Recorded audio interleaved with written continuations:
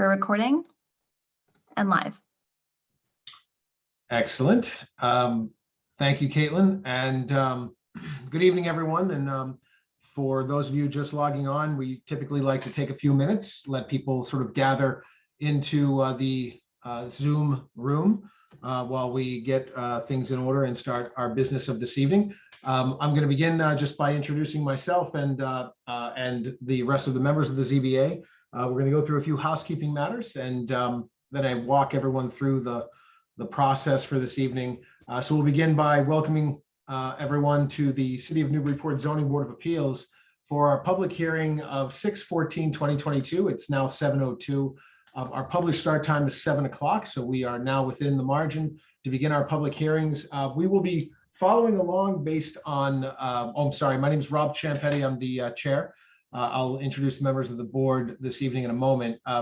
We will be following along the agenda that is published on the City of Newburyport's website. So for anyone who wishes to see the materials that we are using, though Caitlin Sullivan, our city planner, will be curating all of the materials that are being referenced during this evening's public hearings on the screen. So you will see everything that's being referenced or spoken of will be published right here on the screen, so you needn't have to scramble to find that online. But if you wanted to find the independent sources, as well as all of the filings and anything and everything that's now part of the public record, simply go to the City of Newburyport website, and you will find, go to the ZBA page, and you'll be able to click on this evening's calendar night, and that will show you all of the hearings.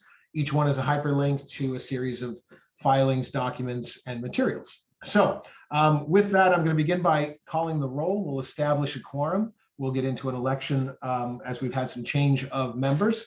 We'll be electing a new vice chairman of the ZBA. And then I'll go through a quick lay of the land, and we will introduce who's here.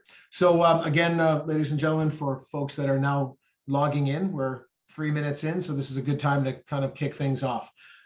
This is, again, the evening, the public hearing of June 14th, 2022. And this is the City of Newburyport Zoning Board of Appeals. My name is Rob Champetti. I have the privilege of serving as the board's chairman. I'm going to go through the roll this evening and introduce the board members as we go, establish our quorum.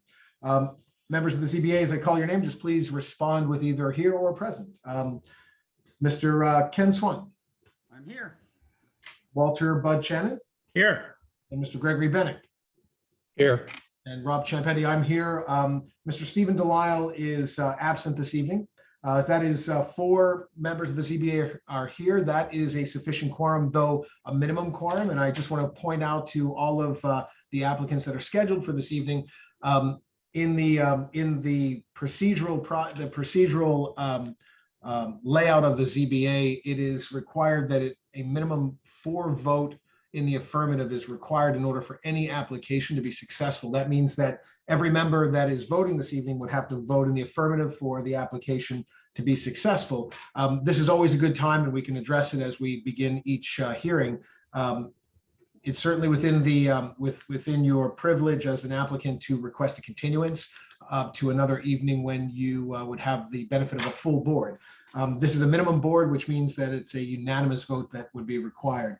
I'll just point out for the legal record that the voting members this evening are myself, Ken Swanton, Walter Shannon, and Gregory Bennett. Just introducing the members this evening, we have Mr. Ken Swanton, who is our member, and we have Walter Shannon, member, Gregory Bennett, our associate member, and again, for those just logging on, I'm Rob Champetti, chairman of the ZBA. So we have the first order of business this evening, which is an election of officers. We've had the departure of one of our members of the ZBA who has done a fine job during his tenure, Mr. Mark Moore. He was our vice chair. So the seat of vice chairman is now vacant and needs to be filled. In the spirit of that, we've published on the agenda this evening an election for vice chair. And with that, I'll ask members of the ZBA, do we have a nomination of a member of the ZBA for the to move into the seat of vice chair?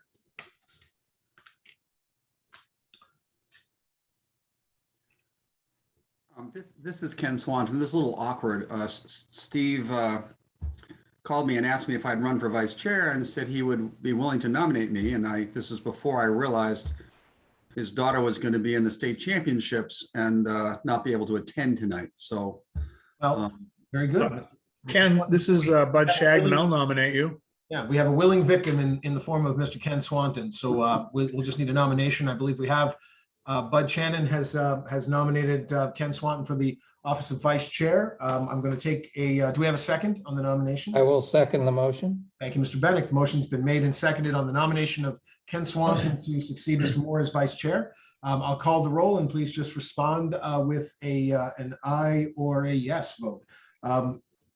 Mr. Swanton, I'm going to ask you get to vote as well. Mr. Ken Swanton, I'll do it. Mr. Walter Bud Shannon, Yes. Mr. Gregory Bennick, Yes. and Rob Champetti. I vote yes. That is 4 in the affirmative. The ayes have it. The motion carries and the nomination is accepted. And so we will welcome you as the candidate and now the vice chair of the ZBA, Mr. Swanton. Thank you for stepping up. So with that, I'll just introduce our members of the board this evening. Of course, we now will have Mr. Swanton as vice chair. Before we get into the public hearings, I always like to take a moment for the benefit of those that may not have attended a Zoom style ZBA meeting, and allow me to digress for just a moment. By the way, I've reached out and I think in follow-up to the last meeting we had together on Zoom, we've made tenacious efforts toward trying to find a venue where we can resume our in-person work as volunteer citizen members of this citizen board. It has in the past been at the city council chambers, which are already outfitted with technology, which, as many of you may know, carries the city council hearing and meetings and subcommittee meetings via closed circuit, as well as cable access. We will have maybe one other alternative in City Hall. Perhaps we'll be able to use either the auditorium or, more likely, given the acoustics, another room in City Hall, and eventually the senior center where other boards and commissions currently meet. There's a technology issue which has been feverishly pursued by our elected officials and others that work in City Hall to try to solve this problem. It is my intent, and I believe I stand evenly footed with every member of the ZBA, to get us in person ASAP. If not the very next hearing, it would have to be published, so we would have to confirm that. So please keep a lookout for a venue change. We are well past the time at which we can now be in each other's company. Obviously, the world is the world, and we see it around us, and so too should be this process as a public process. So that is where our heads are at, as they say, and I want to make sure that every member of the public and our fellow residents and citizens here in Newburyport know what ZBA is trying to do and what I am trying to get us together so that we can be together. So we'll be working on that as quickly as possible, and hopefully as soon as the next meeting, if not the very one after that. That being said, I always explain how the lay of the land is on Zoom style meetings that will hopefully become a moot point very soon. I will begin every public hearing as we, once I introduce others that are here this evening on the panel, members of the city officials and planners, as well as our city solicitor, which I'll do in a moment.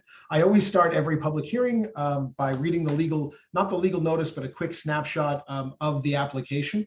I'll read from the legal notice the applicant's name, the application, as well as the property address, of course, and we'll go in sequence based on the published agenda, as well as listing what the applicant is seeking in terms of relief. And the language used to describe that is a form of language where we describe things like special permits for nonconformities or variances, use variances, and the like. I will always describe the relief being sought, and I will also describe past that what is carried in the legal notice, which is in regular language, specifically what the applicant seeks to do, to rebuild a porch, to install this, to enlarge that, so that anyone listening who doesn't have the agenda in front of them, perhaps doesn't have the materials, will have a general understanding based purely on my description of what it is we're about to discuss.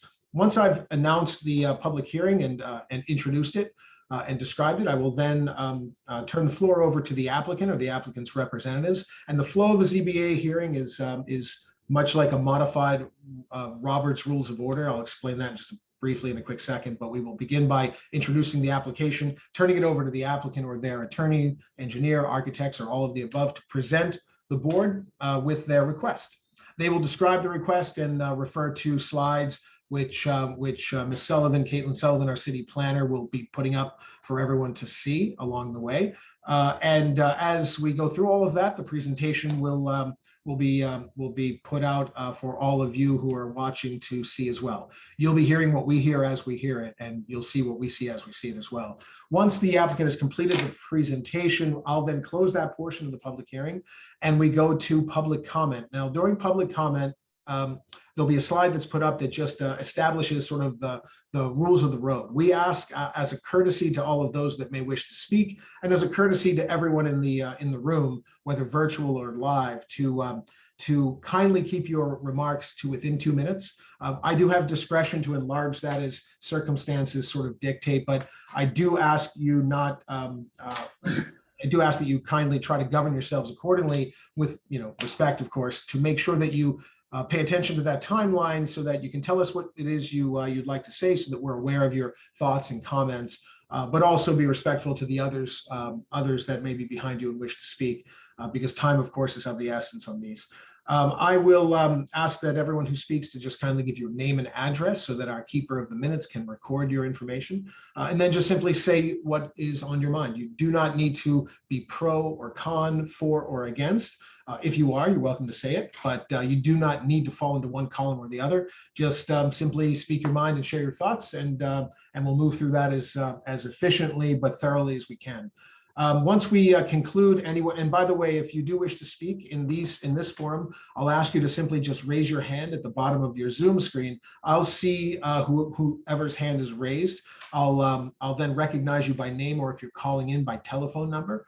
Once I've done that, I'll ask you to kindly unmute your mic. It's very important you do that so that we can hear you. We will do the same, and our planning director, Mr. Port, and Ms. Sullivan, our city planner, will then promote you to the panel so that we can hear you. You do not have to put your video on if you do not wish, but you're welcome to. Once you've done that, I'll ask that you just please be mindful to lower your hand. I'll go through every hand that's raised, but if I see your hand still up because it wasn't put down, I might be given to assume that perhaps there's something else you wanted to add. But once we're done with that, I will go through every hand that's raised, and we will then hear from everyone who wishes to speak on each application. I'll close that portion of the public hearing.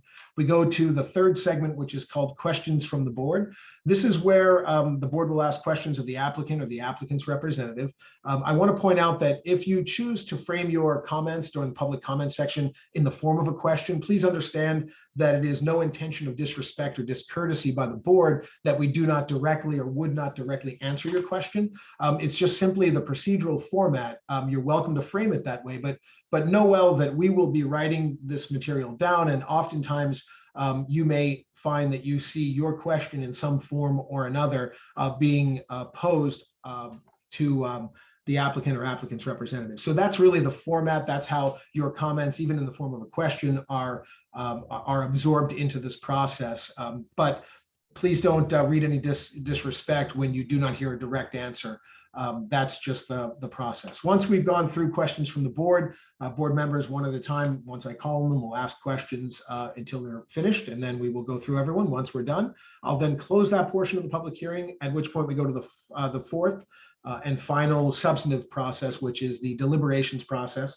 This is when members of the ZBA will discuss the matter and think out loud for all public view and observation. So you hear us think out loud and evaluate the criteria, whether or not the applicant has met the legal criteria, whether there are still questions. The board one at a time will go through deliberation in trying to determine whether or not the applicant has met the burden of review, the standards required to allow the board to consider the granting the application or not. And this is an important part of the process and follows the requirements depending on whether the applicant's seeking a variance or a special permit. There are different requirements, and you'll hear what they are when we get to those points. Once we have gone through deliberations, I'll then close that final portion of the public hearing, and this is when I will ask for a vote from any member of the ZBA. In this form of modified Robert's Rules of Order, I will ask for a motion, and the motion's always advanced in the affirmative. So please understand, for what it's worth, you will hear a member of the ZBA make a motion to approve to advance that matter to a formal vote. That doesn't mean that that member of the ZBA intends to support the application or supports the application. or intends to vote in favor of it, but merely the procedural mechanism by which it's placed onto the table for a second and then a vote. Once the motion in the affirmative, a motion to approve is made and then seconded by another member, I will then call the roll. And in this instance, as I described earlier this evening, because we're at a minimum board, all 4 members of the zoning board this evening will have to vote in the affirmative for any application to carry and to be successful and passed. So with that, that's the, those are the mechanics of how we'll operate this evening. And so without further ado, what we'll do is I just want to take a moment and point out other members of the city who are city officials who are here this evening, part of our panel. We have Ms. Caitlin Sullivan, our city planner, Mr. Andy Port, our planning director, Ms. Jennifer Blanchet, our zoning codes enforcement commissioner and officer. And we also have attorney Deborah Ecker from the city's solicitor law firm, Copeland and Page in Boston. And I want to thank them for always being here. And of course, we also have Ms. Gretchen Joy, our tireless keeper of the minutes, who suffers the indignity of having to write down everything we all say. So we'll all try to be succinct, but also thorough. And we thank all of them for that work. So having introduced the board, we're going to go now into public hearings. And there is one matter on our agenda that's going to be taken out of order, if you'll indulge me, and that is because the applicant's attorneys have requested a continuance. So anyone who's here to speak or participate in connection with this hearing, it's important to get this done now, so this way you don't have to stick around. So I'm going to just read the public notice of this. This is a continuation from the hearing of May 24th, 2022. It is the application on 22-24 Market Street, represented by attorney Douglas Deschaines. The applicant seeks 3 specific permits of relief. One is a special permit for nonconformities, and the other 2 are 2 special permits. The applicant has requested a continuance for further refinement of their application to the hearing of 6/28/2022. With the applicant's request, we have a motion to continue to 6/28/22 from a member of the ZBA. This is Ken Swanton. I move we continue the application as you have just delineated. Bud Shagnon, I'll second it. Very good. Motion is made by Mr. Swanton and seconded by Mr. Shannon.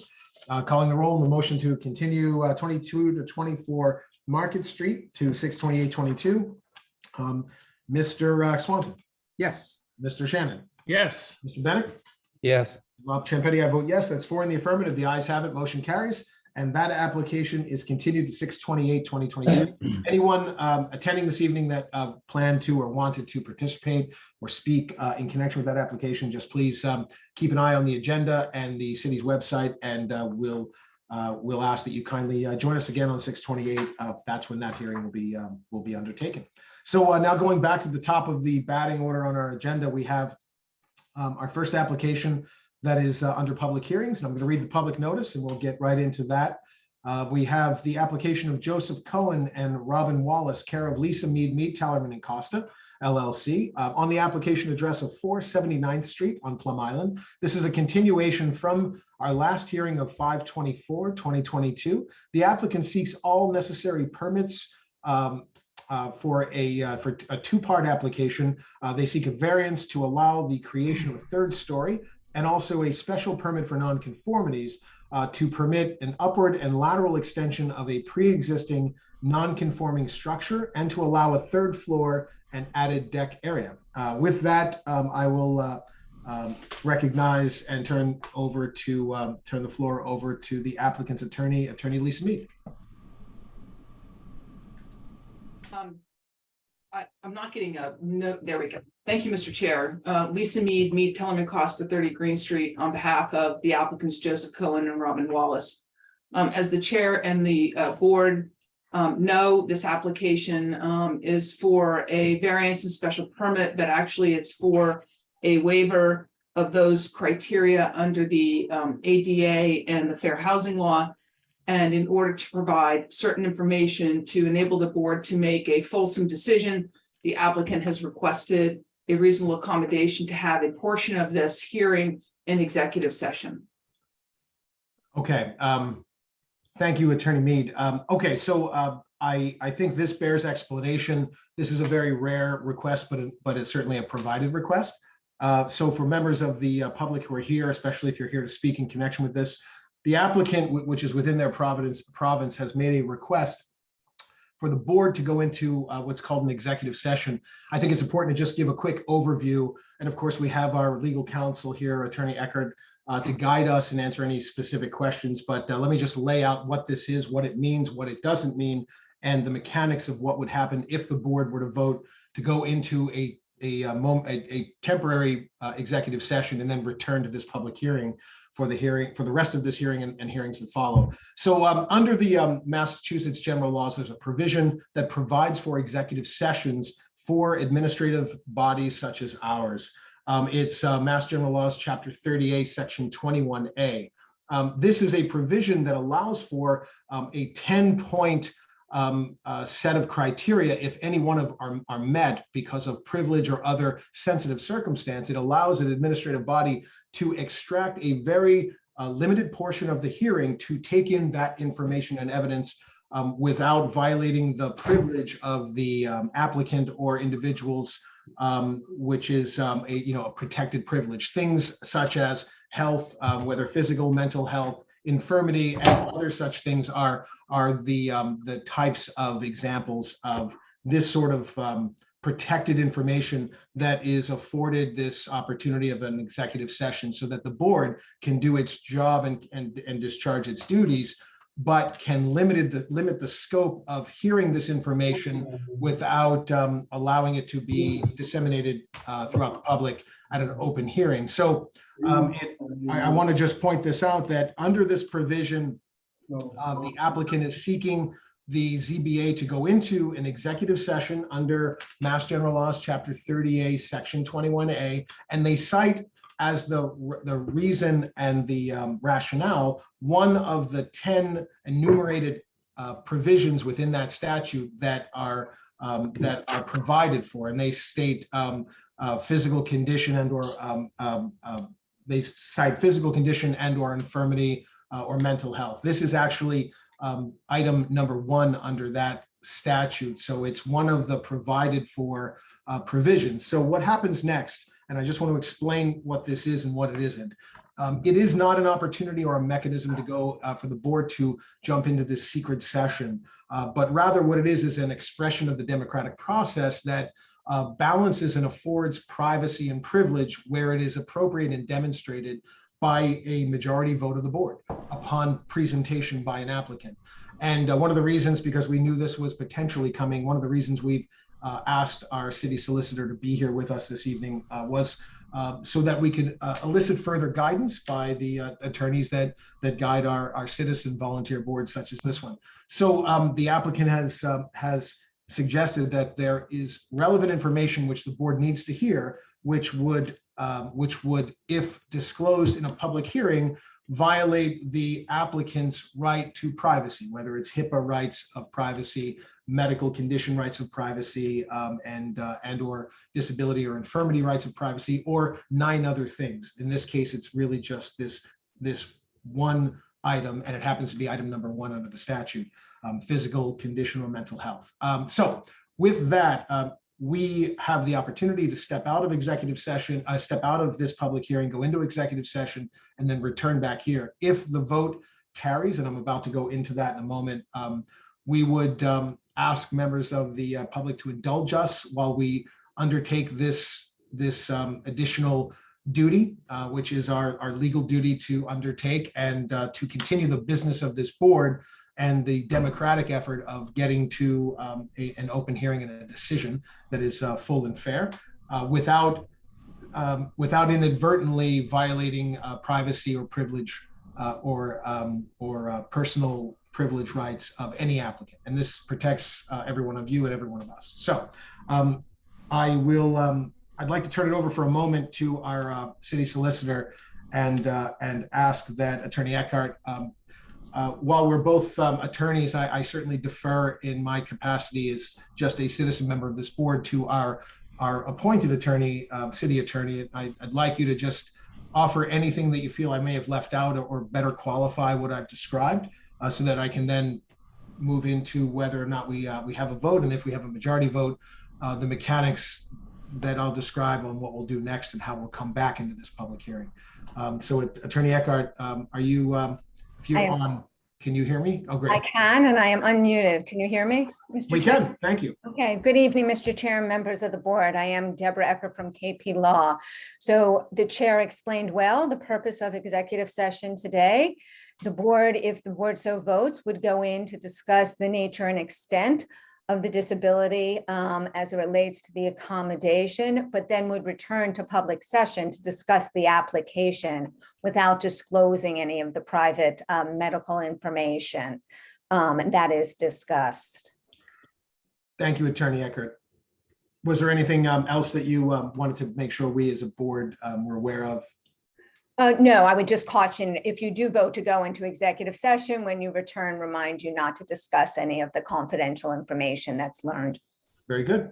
Thank you, Counselor, for that. So members of the ZBA and members of the public alike, we stand evenly footed in this moment in that this is one of the first times in my tenure on the board where we've had to do this. This is an afforded privilege provided by the elected members of our general court for circumstances just like this, so that we are not at a loggerjam when personal privilege, disability, or other enumerated qualifying events are given rise to. So here, I will make it clear that I will now go to the board. We will take a vote on whether to go into executive session. Just to explain for members of the public and perhaps for my colleagues on the board, the procedures under that same statute for going into executive session are the following 5 items. I just want to read them aloud, though this is all within the statute 30A section 21A.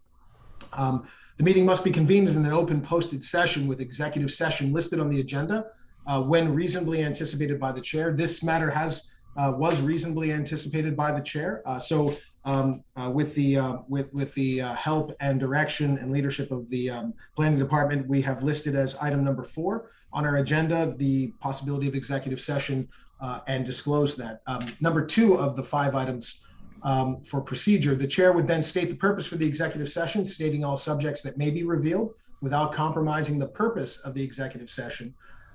This is what we've just discussed. It would be a limited exercise of taking in the information from the applicant with respect to, and only with respect to, those items and circumstances and details that pertain to this application and the applicant's request, but which also intersect with disability, personal privilege, personal health, and such. These are covered and protected matters. So number 3, a majority vote in the record on a roll call to go into executive session is taken.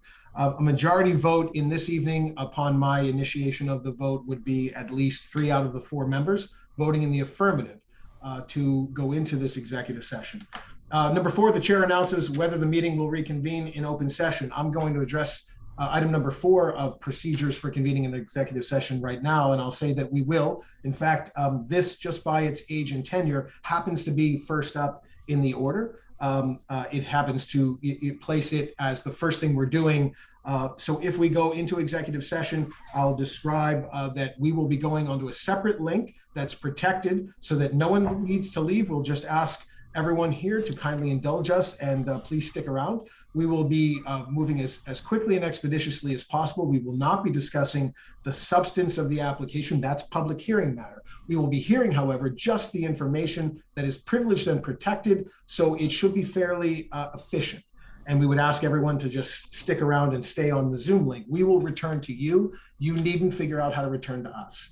And finally, number 5, accurate minutes and other records of the executive session must be maintained with all votes recorded by a roll call. And that is the province of Ms. Gretchen Joy, who is our keeper of the minutes and will continue to do so and will enter executive session with us. So those are the 5 enumerated criteria for the process. We've talked about the what and we've talked about the how. Now we're going to discuss whether. So members of the ZBA, having heard that and having laid out the process, procedure, and requirements for executive session, the applicant has requested that the board entertain a vote on an executive session. Do we have a motion to go into executive session? And if so, do we have a second? And I will take the roll if we do. Yeah, this is Ken Swanton. I'd like to make a motion. As it says on the agenda, pursuant to Mass General Law, Chapter 30A, Section 21A, to discuss the physical condition or mental health of an individual in relation to the matter of 4 79th Street. That is my motion. Thank you, Mr. Swanton. Do we have a second? I'll second the motion. Seconded by Mr. Bennett. So the motion is made with qualifying language from the agenda by Mr. Swanton and seconded by Mr. Bennett. Before I take a roll call, I'd like to just turn back over. Attorney Eckhart, you've heard what we've done thus far. I'd like to incrementally just enlist your endorsement to make sure there's nothing in your view that we may have missed or understated. Before we proceed further, I'd like to just check with you and make sure we're still in good stead. You're still in good stead, Chair. All right. Thank you, Counselor. With that, I will now call the roll and we will see if we have a vote to go into executive session. Calling the roll in the motion in the second. Mr. Swanton, Yes. Mr. Shannon, Yes. Mr. Bennett, Yes. Rob Champetti, I vote yes. That's 4 in the affirmative. The ayes have it. The motion carries. 4 in the affirmative does satisfy the only outstanding criteria for procedure under the statute, which is a majority vote. Number 3, a majority vote in the record to go into executive session. With that, the ZBA is now going to exit this Zoom link and we will enter a separate one. Members of the public, our friends and neighbors and those that are attending, please indulge us as we do our best to undertake this sort of constitutional process to ensure and protect the ZBA process and the voting process, but also protect and preserve the privacy rights of any one of us, each one of us, and in this case, the applicant. So we will be back as quickly as possible. We ask you to please stick around and thank you. Chair, this is Newburyport. Could I just interject there? Just a technical comment for folks? Of course. Thank you. Just to make sure everybody understands what you'll be doing while you wait there for the board as it goes into a closed session. When this meeting closes, which it will in just a moment, as the chair mentioned, and the board will enter into a separate closed meeting, the board will be returning into open session, as the chair said. So the best way for you to wait, essentially the equivalent of outside the door of the council chambers, for instance, waiting for them to finish up the closed session, is to just go back to the city calendar where you clicked on the link for the meeting.